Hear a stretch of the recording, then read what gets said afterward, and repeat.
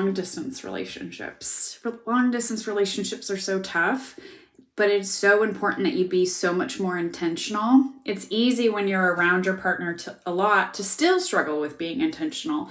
But when you're long distance, that becomes so much more necessary that you are intentional.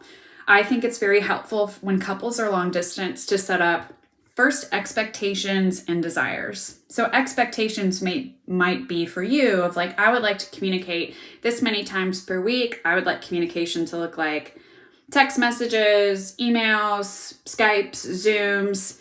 I would also like that to include like dates and what dates might look like. I think it's helpful to think of a long distance relationship as an in-person relationship, but how you sort of face it can be a little different in your expectations.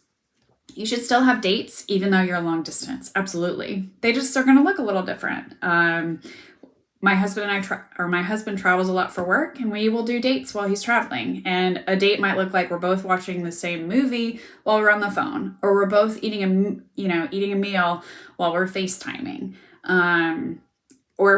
There was one time where we were both reading the same book, and so we would talk about the book while we were checking in together and things like that.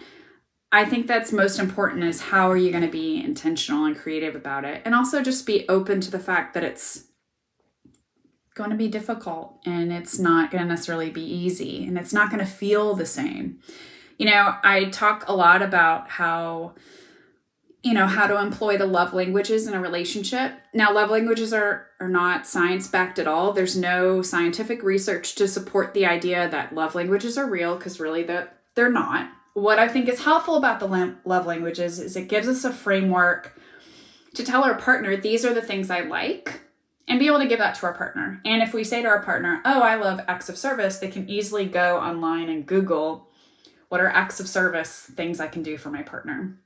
So in terms of long distance, again, it's just about being creative. For example, physical touch isn't something that you might be able to do with your partner long distance, but you could have a t-shirt that has their favorite cologne or perfume sprayed on it. You could both have some type of item that you both share, like it's a stuffed animal that reminds you of them that you hug, or a weighted blanket that you both lie under when you're chatting on a phone. It's really just about being creative.